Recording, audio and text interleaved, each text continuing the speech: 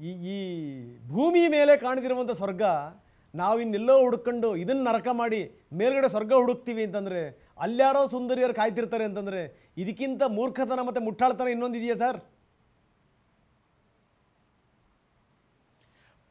ಇದು ನಾವು ಯಾರನ್ನು ಅಡ್ರೆಸ್ ಮಾಡ್ತಿದ್ದೀವಿ ಅನ್ನೋದು ಮುಖ್ಯ.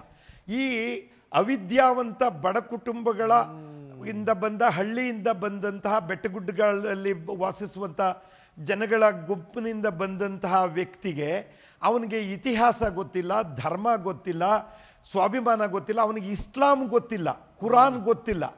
ಅಂತಹ ಮಕ್ಕಳನ್ನು ಕರ್ಕೊಂಬಂದು ಅವ್ರಿಗೆ ಬ್ರೈನ್ ವಾಶ್ ಮಾಡಿ ಅವರನ್ನ ನಿನ್ನ ಧರ್ಮದ ರಕ್ಷಣೆಗೆ ನೀನೊಬ್ಬ ಸಿಪಾಯಿ ಆಗಬೇಕು ಅಂತ ಅನ್ನುವಂತಹ ಒಂದು ಮಾತನ್ನು ಹೇಳಿ ಅವನ ಭಾವನೆಗಳನ್ನು ಕೆರಳಿಸಿ ಅವನಿಗೆ ಈ ಥರದ ಟ್ರೈನಿಂಗ್ ಕೊಡ್ತಾರೆ. ಅವ್ರ ತಂದೆ ತಾಯಿಗಳು ಬರೀ ಆ ಕೊಡುವ 15 ಲಕ್ಷದ ಹಣದಲ್ಲಿ ಸಂತೃಪ್ತರಾಗ್ತಾರೆ.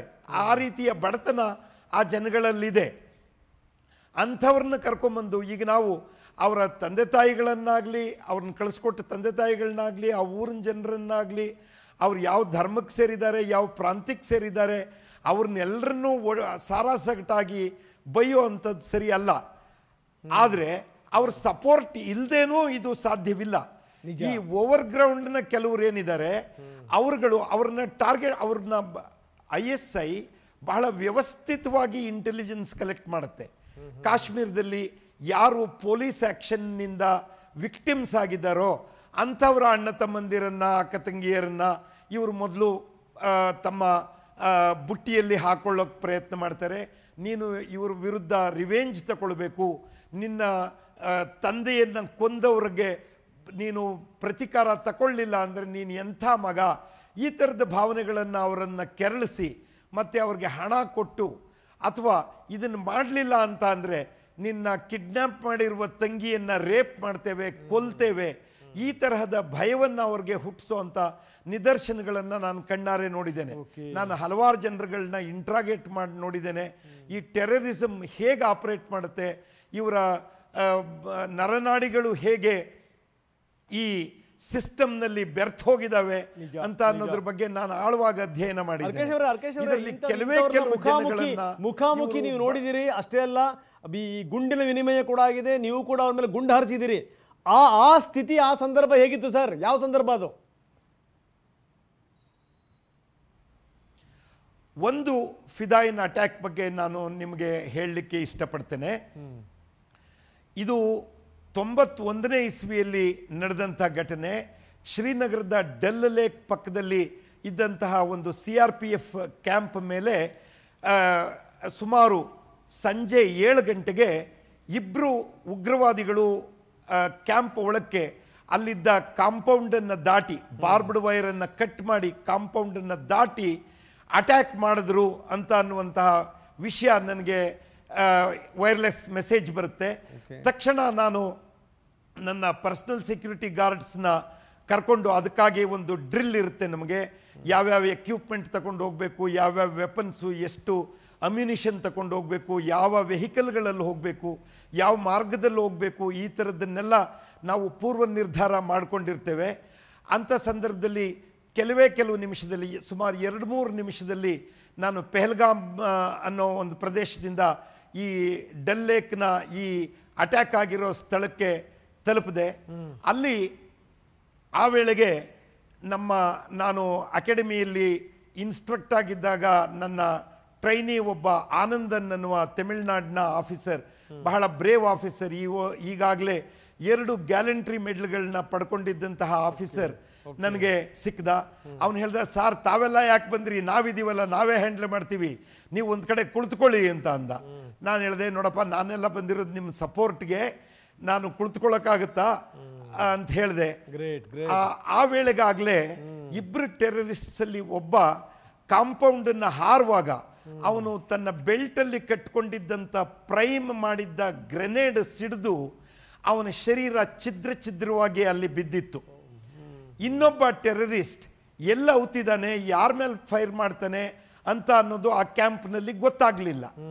ಎಲ್ಲ ಕಡೆನೂ ಸರ್ಚ್ ಮಾಡುವಾಗ ಎಲ್ಲರೂ ಇಲ್ಲೇ ಇರಬಹುದು ಅಂತ ಅನ್ನುವ ಪ್ಯಾನಿಕ್ನಲ್ಲಿ ಓಡಾಡ್ತಾ ಇದ್ದಂಥ ಸಂದರ್ಭದಲ್ಲಿ ಮೈಕ್ನಲ್ಲಿ ನಾನು ಅವ್ರಿಗೆ ಧೈರ್ಯ ಕೊಟ್ಟು ಹೇಗೆ ಸರ್ಚ್ ಮಾಡಬೇಕು, ಆ ಉಗ್ರವಾದಿಯ ಲಕ್ಷಣಗಳೇನು, ಅವನು ಹೇಗೆ ರೆಸ್ಪಾಂಡ್ ಮಾಡಬಹುದು ಅನ್ನೋದನ್ನು ಹೇಳಿ ಅವನು ಆ ಕ್ಯಾಂಪಸ್ನಲ್ಲಿದ್ದ ಒಂದು ಡಿಲ್ಯಾಪಿಟೇಟೆಡ್ ಬಿಲ್ಡಿಂಗ್ನಲ್ಲಿ, ಎಲ್ಲಿ ಆ ಬಿಲ್ಡಿಂಗ್ನಲ್ಲಿ ಪೆಟ್ರೋಲ್ ಡೀಸೆಲ್ನ ಸಂಗ್ರಹ ಮಾಡಿತ್ತು ಮತ್ತು ಹಳೆ ಟೈರ್ಗಳನ್ನ ತುಂಬಿದ್ದಂತಹ ಒಂದು ಜಾಗ, ಅಲ್ಲಿ ಅವನಿದ್ದಾನೆ ಅಂತ ಅನ್ನೋದು ಗೊತ್ತಾದಾಗ ಆನಂದನ್ ಮತ್ತು ಅವನ ಟೀಮ್ ಅದಕ್ಕೆ ಅದನ್ನ ಕ್ಲಿಯರಿಂಗ್ ಆಪರೇಷನ್ ಅಂತ ಹೇಳ್ತಾರೆ.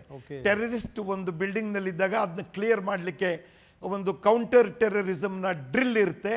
ಆ ಡ್ರಿಲ್ಲನ್ನು ಅನುಸರಿಸಿ ಆನಂದನ್ ಮತ್ತು ಅವನ ಟೀಮ್ ಒಳಕ್ಕೆ ಹೋದರು. ಒಳಕ್ಕೆ ಹೋದ ಸುಮಾರು 3 ನಿಮಿಷದಲ್ಲಿ ಆನಂದನ್ ಶರೀರದ ಹೊಟ್ಟೆ ಭಾಗ ಪೂರ್ಣ ಛಿದ್ರವಾಯಿತು. ಅವನು ಒಂದು ರೂಮನ್ನು ಬಾಗಿಲನ್ನು ಅವನು ಯಾವಾಗಲೂ ಅವನೇ ಮುಂದುಗಡೆ ನಿಂದು ಹೋಗಿ ಲೀಡ್ ಮಾಡ್ತಾ ಇದ್ದ. ಅವನು ಯಾವತ್ತು ಕಾನ್ಸ್ಟೇಬಲ್ಗಳನ್ನು ಮುಂದಕ್ಕೆ ಕಳಿಸ್ತಾ ಇರಲಿಲ್ಲ. ಬಹಳ ವೀರ ಯೋಧ ಆತ. ಅವನೇ ಹೋಗಿ ಆ ರೂಮನ್ನು ಕಾಲಲ್ಲಿ ಒದ್ದು ಅವನ ವೆಪನ್ ರೆಡಿ ಇದ್ದರೂ ಕೂಡ ಅವನು ಫೈರ್ ಮಾಡೋಕ್ಕಾಗೋಕ್ಕೆ ಮುಂಚೆನೇ ಅಲ್ಲಿ ಬಾಗಿಲು ಹಿಂದೆನೇ ಇದ್ದಂಥ ಬಾಗಿಲನ್ನು ಟಾರ್ಗೆಟ್ ಮಾಡಿ ಇದ್ದಂತಹ ಟೆರರಿಸ್ಟ್ ತಕ್ಷಣ ಆಟೋಮ್ಯಾಟಿಕ್ ಫೈರ್ ಮಾಡ್ದ. ಆನಂದನ್ ಹೊಟ್ಟೆ ಛಿದ್ರವಾಗಿ ಕರಳಾಚೆಗೆ ಬಂತು. ನಾನು ಕೆಲವೇ ಮೀಟರ್ ದೂರದಲ್ಲಿದ್ದೆ. ನಾನು ಹಿಂದ್ಗಡೆಯಿಂದ ಕ್ರೌಲ್ ಮಾಡ್ಕೊಂಡು ಹೋಗಿ ಅವನ ಎಳ್ಕೊಂಡು ಅವನ ಕಾಲನ್ನು ಹಿಡಿದು ಎಳೆದು, ಮತ್ತು ನಮ್ಮವರು ಆ ವೇಳೆಗಾಗಲೇ ಬೇರೆ ಬೇರೆ ಕಡೆಯಿಂದ ಆ ರೂಮ್ನ ಬೇರೆ ಕಡೆಯಿಂದ ಒಳಗಡೆಗೆ ಗ್ರೆನೇಡ್ ಹೆಸರು ನಮ್ಮ ಟೀಮ್ನವರು. ಮತ್ತು ಅವನು ಮತ್ತೆ ಆ ಟೈರ್ಗಳ ನಡುವೆ ಪ್ರೊಟೆಕ್ಷನ್ ತಗೊಂಡ, ಹಳೆ ಟೈರ್ಗಳ ನಡುವೆ ತಾನು ಪ್ರೊಟೆಕ್ಷನ್ ತಗೊಂಡು ಮತ್ತೆ ಏನೂ ಗಲಾಟೆ ಮಾಡಲಿಲ್ಲ. ಅವನು ಸುಮಾರು 2-3 ಗಂಟೆ ಆಯಿತು. ಆನಂದನ ಆಸ್ಪತ್ರೆಗೆ ಕಳಿಸ್ಲಾಯಿತು. ಮತ್ತು ಕೆಲವೇ ನಿಮಿಷಗಳಲ್ಲಿ ಆನಂದನ್ ಸತ್ತೋದ. ಆನಂತರ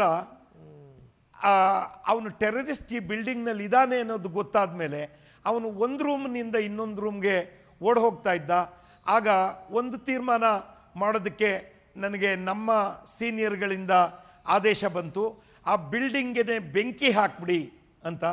ನಾನು ಅದನ್ನು ವಿರೋಧಿಸ್ತೆ. ಯಾಕೆಂದರೆ ಅದರಲ್ಲಿ ಪೆಟ್ರೋಲ್ ಇದೆ, ಅದು ಬಾಂಬ್ ರೀತಿ ವರ್ತಿಸುತ್ತೆ. ಈ ಟೈರ್ಗಳೆಲ್ಲ ಹತ್ಕೊಂಡು ಉರಿಲಿಕ್ಕೆ ಶುರು ಮಾಡಿದ್ಮೇಲೆ ಅಕ್ಕಪಕ್ಕದ ಪ್ರದೇಶಕ್ಕೆಲ್ಲ ಬೆಂಕಿ ಹರಡ್ಬಿಡುತ್ತೆ. ಇದು ಬೇಡ ಅಂತ ಹೇಳಿದ್ರು ಹಿರಿಯ ಅಧಿಕಾರಿಗಳ ಒತ್ತಡದಿಂದ ಅದಕ್ಕೆ ಬೆಂಕಿ ಹಚ್ಚಬೇಕಾಗಿ ಬಂತು. ಆ ಸಂದರ್ಭಕ್ಕೆ ಸರಿಯಾಗಿ ಆ ಬಿಲ್ಡಿಂಗ್ನಿಂದ ಒಬ್ಬ ಬಚಾವ್ ಅಂತ ನಮ್ಮ ಒಬ್ಬ ಹೆಡ್ ಕಾನ್ಸ್ಟೇಬಲ್ ಕೂಕ್ಕೊಂಡ. ಯಾಕೆ ಅಂತಂದರೆ ಈ ಟೆರರಿಸ್ಟ್ ಆ ಬಿಲ್ಡಿಂಗ್ ನುಗ್ಗಿದಾಗ ಆ ಬಿಲ್ಡಿಂಗ್ ಒಳಗಡೆ ಅವನಿದ್ದ. ಇವನು ಕೂಡ ಆ ಟೆರರಿಸ್ಟ್ ಗೊತ್ತಾಗ್ದಾಗೆ ಇನ್ನೊಂದು ಜಾಗದಲ್ಲಿ ಅವತ್ಕೊಂಡಿದ್ದ. ಈ ಬೆಂಕಿ ಹಾಕಿದಾಗ ಅವನು ಓಡ್ ಬಂದು ಬಚಾವ್ ಅಂತ ಹೇಳ್ದ. ಆಗ ತಕ್ಷಣ ನಾವು ಹೋಗಿ ಕ್ರೌಲ್ ಮಾಡಿ ಅವನು ಬಿದ್ದು ಹೋದ ಬಾಗಿಲಿಂದಾಚೆ. ಅವನು ಎಳ್ಕೊಂಬಂದು ಅವನ್ನ ಬಚಾವ್ ಮಾಡಲಾಯಿತು. ಮತ್ತು ಇವನು ಬಿಲ್ಡಿಂಗ್ನಲ್ಲಿ ಇರೋದು ಗ್ಯಾರಂಟಿ ಆದಮೇಲೆ ನಮ್ಮವ್ರು ಇನ್ಯಾರಾದರೂ ಇದ್ದಾರಾ ಅಂತ ಆಪ್ರೇಷನ್ನ ಸಸ್ಪೆಂಡ್ ಮಾಡಿದ್ವಿ. ಮಾಹಿತಿ ಇರಲಿಲ್ಲ ಒಳಗೆ ಇನ್ಯಾರಾದರೂ ನಮ್ಮವ್ರು ಸತ್ತು ಹೋಗ್ಬಿಡ್ತಾರ ಅಂತ. ಆ ವೇಳೆಗಾಗಲೇ ಬೆಳಗ್ಗೆ 3 ಗಂಟೆ ಆಯಿತು.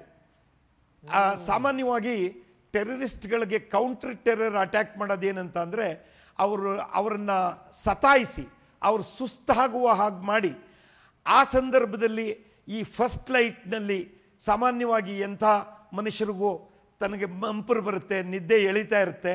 ಅಂತಹ ಸಂದರ್ಭದಲ್ಲಿ ನಾವು ಕೌಂಟರ್ ಅಟ್ಯಾಕ್ ಮಾಡೋದು ನಮ್ಮ ಒಂದು ಸ್ಟ್ರಾಟಜಿ. ಆ ಸ್ಟ್ರಾಟಜಿ ಪ್ರಕಾರ ಇವನನ್ನು ಲೀಡ್ ಮಾಡಿದ್ವಿ. ನಾನು ಲೀಡ್ ಮಾಡ್ತಾ ಇದ್ದೆ. ಶರ್ಮಾ ಅನ್ನೋ ಮಧ್ಯಪ್ರದೇಶದ ಒಬ್ಬ ಹೆಡ್ ಕಾನ್ಸ್ಟೇಬಲ್ ನನ್ನ ತೋಳನ್ನು ಹಿಡಿದು ಬಲವಂತವಾಗಿ ಎಳೆದುಬಿಟ್ಟ. ನಾವಿರುವಾಗ ನೀವ್ಯಾಕೆ ಮುಂದಕ್ಕೆ ಹೋಗ್ತೀರಿ ಅಂತ ಹಿ ಶೌಟೆಡ್ ಅಟ್ ಮೀ. ಅವನು ಮುಂದಕ್ಕೆ ಬಂದ, ನನ್ನನ್ನು ಹಿಂದಕ್ಕೆ ತಳ್ಳಿ. ಮುಂದಕ್ಕೆ ಹೋಗಿ ಅವನು ಹೋದ 2 ಹೆಜ್ಜೆಯಲ್ಲಿ ಅವನಿಗೆ ಒಂದು ಬರ್ಸ್ಟ್ ಫೈರ್ ಬಂತು. ಅವನ ತೋಳು ಪೂರ್ತಿ ಸೆಪರೇಟ್ ಆಗುವ ರೀತಿಯಲ್ಲಿ ಆ ಬರ್ಸ್ಟ್ ಫೈರ್ AK-47 ಬಂತು. ಅವನನ್ನು ನಾನೇ ಎಳೆದು ಆಚೆಗೆ ತರಬೇಕಾಯಿತು. ನಾನು ಹೇಳಿದೆ. ಆ ನಂತರ ಪೂರ್ತಿ ಕವರ್ ಮಾಡಿ ಆ ರೂಮನ್ನಷ್ಟೇ ಟಾರ್ಗೆಟ್ ಮಾಡ್ಕೊಂಡು ನಾವು ಕಾಯ್ತಾ ಇದ್ವಿ. ಅಲ್ಲಿ ಒಳಗೆ ಗ್ರೆನೇಡ್ ಹಾಕಿದ್ವಿ. ಗ್ರೆನೇಡ್ ಹಾಕಿದ ಮೇಲೆ ಒಂದು ಸುಮಾರು 16 ವರ್ಷದ ಹುಡುಗ ಅಲ್ಲಿಂದ ಆಚೆಗೆ ಬಂದ. ಅಲ್ಲಿ ನಾವು ಹೊರಗಡೆಯಿಂದ ಫೈರ್ ಮಾಡಿ ಅವನ ಮೇಲೂ ಬರ್ಸ್ಟ್ ಫೈರ್ ಮಾಡಿದ್ವಿ.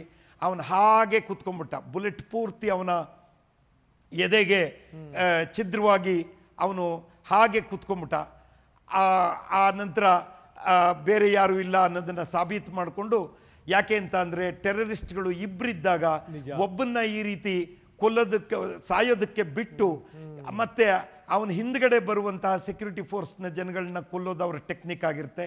ಆದ್ರಿಂದ ಕೆಲವು ಸಮಯ ಅವನ್ನ ಹಾಗೆ ಬಿಟ್ಟು ಬಾಕಿ ರೂಮ್ಗಳಿಗೆಲ್ಲ ಗ್ರೆನೇಡ್ ಮತ್ತು ಸ್ಮೋಕ್ ಬಾಂಬ್ಗಳನ್ನೆಸ್ತು ಅಲ್ಲಿ ಯಾರೂ ಇಲ್ಲ ಅನ್ನೋದನ್ನು ಖಾತ್ರಿ ಪಡಿಸ್ಕೊಂಡು ಒಳನುಗ್ಗಿ ಬಾಕಿ ಆಪರೇಷನ್ನ ಮುಂದುವರಿಸಿದ್ವಿ. ಈ ರೀತಿಯ ಹಲವಾರು ಘಟನೆಗಳು ನಡೆದಿದೆ.